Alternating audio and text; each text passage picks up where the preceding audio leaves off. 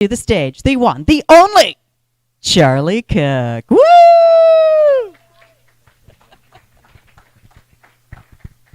You have 27.49. Go.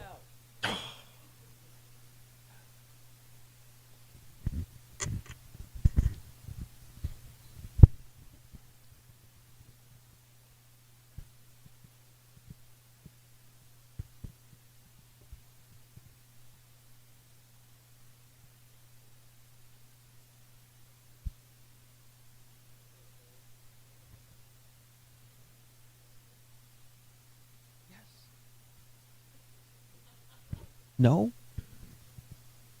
That's okay. It's all right. Let's just go with it. All right. We're going to have a dramatic reading from the Second Amendment advocate, the award-winning author, the president and founder of the follically challenged freedom fighters, Yehuda Remer.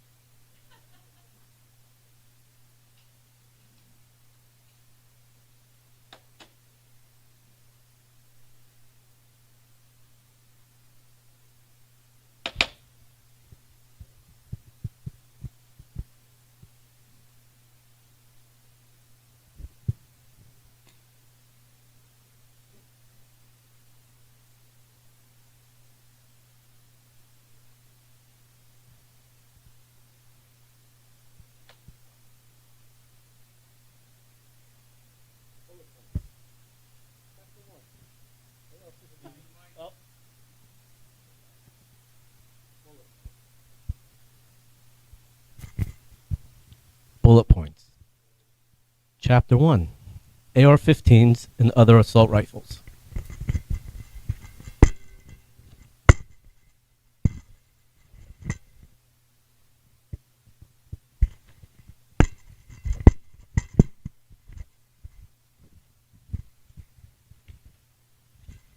Chapter 2, high-capacity magazines.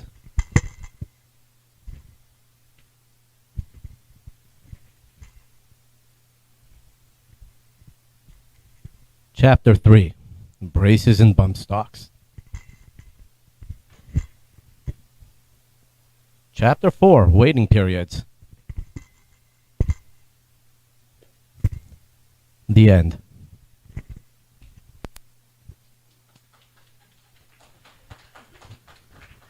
All right, thank you very much. I don't know how it was decided, but it seems a lot of people think Yehuda and I are funny, and it's not just our looks. It's not just the fact that he wears a yarmulke because he's lost his hair, and it's not this well-toned physique that I have. So I started to, I guess when I was young, I probably always wanted to be a comedian. I always wanted to be funny because I thought when I was funny, if I could get people to laugh, then I would be more relaxed and people would like me, right? Like Stuart Smalley. So what I did is when I was a mid-teenager, 14, 15 years old, when I say 14 or 15, I probably mean really 12 or 13. But I found these two books that my father had, and they were called Playboy Party Jokes. Now, I don't know if anyone was an avid reader of Playboy, because they did have articles, but they also had jokes. And the jokes were always on the bottom of the centerfold, down by the leg section. So I had this whole book of jokes that were Playboy Party Jokes, and I thought they were great. I would learn these jokes, and then I would try to tell them to my friends so that they would laugh, and I could, I could feel like I'm contributing to the to conversations. So this was a long time. Like I spent my teen years trying to memorize jokes and telling people jokes. A few years ago, one of the things that I did is at Amm-Con in 2019, I did a speech that I called "Getting Through Hurdles and New Platforms." And what I did that summer is I went out and I learned how to ride a motorcycle because I didn't know how to ride a motorcycle, and I went out and did stand-up comedy. And I would go to these open mic nights. I would drive into Boston, drive an hour to go do stand up, and it was always fun. And I feel like I'm contributing when I can make people laugh. And I know that when I teach firearms courses, I did a course one time. It's a 4-hour long course that I teach, and about 2.5 hours into it took someone 2.5 hours before I finally got them to crack a smile. And I stopped in the middle of class. I looked at him. I said, I've been trying to get you to laugh for 2.5 hours, man. Like, now I can feel relaxed, and it relaxes me when I hear other people laugh. And I'm a bundle of nerves right now because nobody's laughed. So that's kind of how I got into wanting to be funny and trying to be funny. Oh, thank you. Now you talk, and I'll have this. I got nothing to say. I was just making you feel less relaxed. Oh, thanks. More relaxed. Damn. All right, so there are some things that you can do to add humor to your speeches, to just being a funny person, and it really does a lot of things for you. Adding humor, being funny. I know not everyone wants to be funny, and that is totally cool. And I know there's some people that aren't funny, and they try really hard and they're not funny. But I do think it is a process, and I do think people can learn to be funny if they want to learn to be funny. And part of the whole thing about this speech from Amm-Con 2019 is that you've got to start somewhere. And when you start, just like podcasting or radios or blogging or making videos, kind of like what Craig said earlier, you're going to kind of suck at doing it, and you're going to get a little bit better. And the more you do it, the better you get, and the better you get, the more you do it. And, I've been a band teacher since the 1900s, and I have a little sign that I made that I keep on one of my folders, and it's a little circle, and it says, the more you do it, the better you get. And I've got a little thing that says start here, so the more you do it, the better you get. And I have one on the other side that says, the better you get, the more you do it. So the more you do things, the better you get at it. So there's a lot of reasons why I think people need to add humor to their speaking. What's one of them there? This is when you look at the page and read? Right. Where am I up to? We're on the second page. You were supposed to ask me a question. Oh, yes. So, Yehuda, God. how did you get... I did ask him, right? Yehuda, how did you get into being funny? You said you did. Yeah, so I grew up being told that I wasn't funny at all. I told my parents that I just had a different sense of humor than they did. And they said, no, you're just not funny. And it kept going and going for years until I kind of just was like, all right, fine. Like, you don't think I'm funny, that's fine. I'm okay with that. But a lot of people do think I'm funny. And that really is kind of how I ventured into humor, is I was being told that I'm not something, and then I didn't believe it. So I just blazed ahead. And, everyone has their own different types of humors. My parents are beyond corny. I just, the grass is always greener on the other side, right? Everyone's saying like, oh, your dad's so funny. I'm like, dude, my dad is not funny. And I'm sure we've all been there. My wife tells me I'm not funny all the time, and I just tell her that, yeah, the biggest joke was marrying you. And she's like, well, that's not funny. I'm like, yeah, see, you're right. Prove your point. It just have a really good time with it. But really, everyone has their own journey of whether or not they are funny or whether or not they choose to be funny, like Charlie just said. And it's kind of, you develop a sense of humor based on the world around you and how you react to it. Yeah. So there are some reasons why that I actually did research into this, why it's important to be funny. And let's go through those. Why is it important to be funny, Yehuda? So one thing that's awesome about being funny is people want to be your friends. And the funnier you are, the more friends you have. And, I have more friends in words that are in my book bullet points, which really isn't saying much, actually, because my book is blank. Yeah, so that's one. It takes a Jewish guy to sell you a book of blank papers. You know what I mean? Successfully. This is why he's a salesman. Successfully. Don't forget that part. It's good to be funny because you do get noticed at work from your colleagues, and people will say, oh yeah, I remember, yeah, he was really funny. The guy up on the third floor, he's really good. We like him. We think he's funny. Yeah, and also people will always remember you, right? Like, I'm sure there's so many podcasters here and radio hosts and all these people who have had countless guests, and you'll remember most of the guests, but that one guest who's just constantly cracking jokes and making great points through humor, you will always remember that one guest, and you will always have them back on.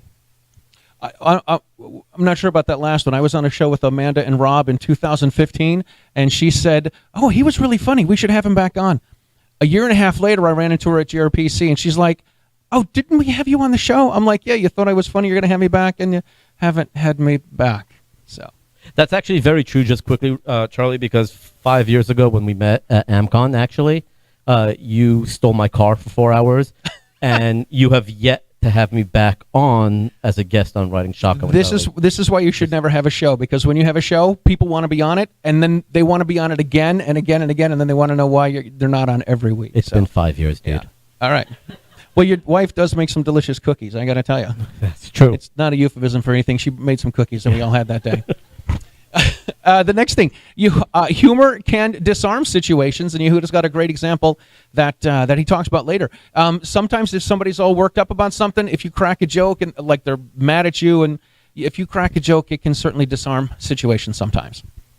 And this one will definitely get me in hot water, but laughing is definitely the best medicine. It will help any situation. If you do not believe me, just ask Fauci, because he's laughing all the way to the bank right now. You can get better service. I know there's been a number of times when 100 years ago when I was married, my as I affectionately call her, my first ex-wife, she would want me to call somebody to deal with something because there was an overage and a charge, and I would have to call and smooth talk people and kind of be funny with them. So you can get better service when you're funny. I think we should need to skip this one. Oh yeah, asked to be back on the show. We got that one. That's good. No, but it doesn't work clearly. Right, because we're not reading it in order. That's fine. The last one that we have is... I did not write this one. You can have more sex. Right? Just ask Yehuda. He's got 4 kids. He's the funniest guy I know. There we are. Does your wife know about the 5th? All right. So here are some things that you should do to help you be funny. One of them is to be smart and be topical. You need to kind of stay current with things that are going on in the world, current things that are going around. Maybe it's some memes that are supposed to be funny. Yeah. Yeah, I mean, that's a really good point, is we all pay attention to the media and the news and what's going on in the world, and to use that with whatever you're doing, whatever you're trying to sell is great. Case in point is when a lot of you guys follow me on social media, and a lot of you guys have been there since the beginning, and know that when something happens in the news, I'm immediately jumping all over those T-shirts and throwing things out. So if you guys remember in, I don't know, was it 2019, something like that, there was that terrorist attack in, not that a terrorist attack is funny, but in London, and that random dude picked up a tusk of a narwhal and just killed the terrorist. So within 30 minutes of that hitting the web, I had up on my website a picture of a narwhal with a guy being impaled on it, and it said, "Just skewer it." And that shirt sold like crazy, and it was a horrible shirt. It was an amazing shirt. And like in another example was when during the Kyle Rittenhouse trial, when the guy who got his arm blown off, when he came up and he's like, "I got my arm vaporized," and he went like this. I literally released a shirt minutes after he said that with a bicep with a bullet hole in it, and it said "vaporized" underneath. And am I a horrible person? Pretty much, yeah. But I'll take it because it's funny, and it's not one of our people; it's one of their people. So So using current events to help your brand, to help market, to help advertise, is fantastic. But that means you need to actually be paying attention to social media, not just what's in your own little world, but everywhere. There was, in the summer of 2020, with the mostly peaceful riots, there was a news headline that was going around, and it said something about somebody was throwing Mazel Tov cocktails. And I got a screenshot of that. I sent it to Yehuda, and I'm like, aren't all cocktails Mazel Tov cocktails? And what? And for the record, 30 minutes after Charlie sent that to me, I had a shirt up that said Mazel Tov cocktail, but the A in cocktail was a little rabbi holding 2 Molotov cocktails dancing. True story. It's still up on my website, $24.95. Right. See, this is the salesman here. So it's good to stay up on current events. There are sometimes things that aren't current events. Some things have a peak value where it's something that happens right now, and you need to act on it, like Yehuda was saying with the T-shirts. But there are some things that have career value that you can make fun of all of the time. Some of the people we can make fun of all the time, obviously, a bunch of the anti-gun folks, but the what's his name there, Alec Baldwin, he's got a lifetime of anti-gun stuff, and we can come out and pick fun at him when he does things like, I don't know, kills people. We can kind of make fun of that. Not that it's funny to make fun of people getting shot and all that kind of stuff, but there are things that have a peak value that you need to act on quickly, and then there are some things you can bring up and joke about that have some career value that are going to be around for a long time. Whether it's leaving Britney alone or making fun of what's her face, Shannon Watts. Somebody calls her Shay Shay, right? Is that? Yeah, Jill McDaniel from Mom at Arms. There we go. Yeah. There we are. So yeah, so some things have a value like that. Sometimes we certainly enjoy making fun of the anti-gun folks, like when Sheila Jackson Lee comes out and says, I don't know if it's Sheila Jackson Lee or Sheila Lee Jackson, I can't remember. Anyway, she comes out and says an AR is as heavy as 10 boxes. Wait, well, what does that mean? Like, are they big boxes? Are they small boxes? Do they have stuff in them? Is it boxes of paper? Is like some of the stuff that the anti-gun folks come out say is it's easy fodder for us because it just doesn't make any sense. Right, and something like Epstein didn't kill himself, right? That is literally, it's Rob's mantra. It's Rob's mantra, exactly. Yeah. But Epstein didn't kill himself is a great thing, but it was very 2019, 2020, right? However, Epstein didn't kill himself, although it's kind of been overplayed right now. You can still use that Christmas time when you're hanging up your Christmas decorations. It will still be funny then, but any other time during the year now, it's like, all right, been there, done that. One of the things that I love Amanda. Everyone knows this. She says on the radio, this is like E.F. Hutton. When E.F. Hutton talks, everyone listens. I'm like, who is E.F. Hutton? Like it's some things are timely and it makes sense to some people, maybe of a certain age. But I mean me too, because I remember that Yehuda's like, I don't know who F. Hutton is. So yeah, I was reading the notes. I'm like, F. Hutton. I'm like, right. Who's Hutton and why do you hate him? Right, exactly. Some things when you're using humor, sometimes it's good. You want to pick a target, one particular person or one particular thing. Yehuda and I have something that we don't necessarily agree on, and it's picking on physical characteristics. I'm as a pale male and stale guy, an overweight middle-aged white guy. I don't mind picking on somebody's weight. I don't mind doing that at all. I've been a fat guy my whole life. I used to say that I had the dad bod since I was in junior high. So, I'm finally get to be attractive in my old age here. Yeah, and I definitely differ with Charlie on that. I will never ever go after someone's appearances or mental state. I just won't do that. I draw a line in the sand for myself. If that same person will, do something anti-gun, I'll go after that all day. But I will never personally go after anyone's appearances, mental state, like that, because I don't think that's right. Yeah, no, even for humor's sake. We talked about this on the phone. You said you're on Team Will Smith. Hashtag Team Will Smith. Right, I'm kind of on Team Chris Rock. Like, I'm okay with that. Like, I understand. Honestly, I had no idea. First of all, I had no idea what alopecia was, and second of all, when I saw the word, I couldn't pronounce it. So I had no idea what it was until somebody brings it to your attention. So I don't necessarily have a problem with that. I thought Jada Smith was shaving her head to shave her head. I have no clue. I don't know. She's trying to look like Michael Jordan. The next thing we have is timing. Timing is important. What's the most important thing about timing? Thank you. All right. Timing is very important and very effective. Sometimes when you're telling a joke, if it goes well, you can milk it. If it doesn't go well, you just need to keep on moving and cruise right along.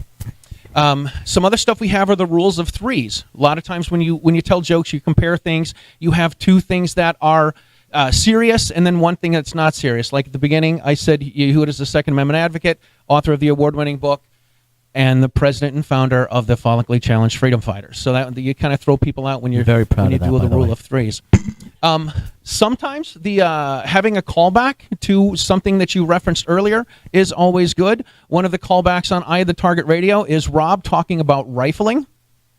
Right, this is what Rob likes to talk about, and it puts everyone else to sleep, and that's totally cool. But we've all got our thing. Here's another one that I had on the list is when you use the word whatever, it kind of makes you it kind of dismisses whatever people are talking about. And there was a great example last night hanging out with Rebecca.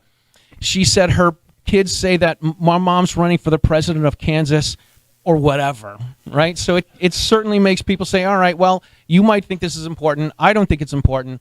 Whatever. Some of the stuff that we really enjoy is some self-depreciating humor. I always tell people that there's nothing you can say about me that I'm probably not going to find funny and that I haven't said or thought about myself. So, and this is something that I actually find very important because I use it quite often. Self-deprecating humor or depreciating humor, whatever you want to call it. Right. I can't read. This is so self-deprecating humor I use constantly because of my brand, the Pew Pew Jew. I am constantly at arms, if you will, with anti-Semites. And I get this stuff all the time where the best way to combat hate, and this goes for anything, I'm just using anti-Semitism as an example, is to kill them with humor. And what I mean by that is, I'll post something and then I'll get someone out of the woodworks go like, oh, Hitler didn't finish the job, or not enough Jews bit the curb. And honestly, like, I sit there and I'm like, I'll comment back like, hey, dude, I've heard those ones already. Let's come up with something better. And the next thing they'll be like, I love the smell of Zyklon B in the morning. And I'm like, oh, that's a good one. I've never heard that one before. And then the guy disappears. It's like using that self-deprecating humor takes the power away from anyone. And no matter how, no matter how bad or, the comment might be, when you can kill them with humor, you win every single time.